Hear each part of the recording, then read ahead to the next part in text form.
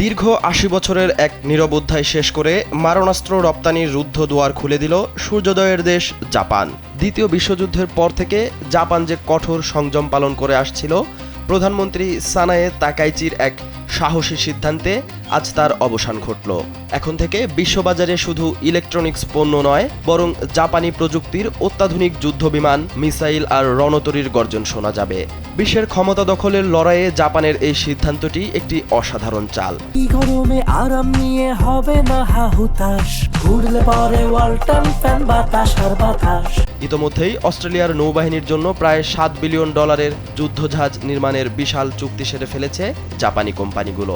প্রাথমিকভাবে 17টি দেশের কাছে এই মারণাস্ত্র বিক্রির পরিকল্পনা রয়েছে টোকিওর।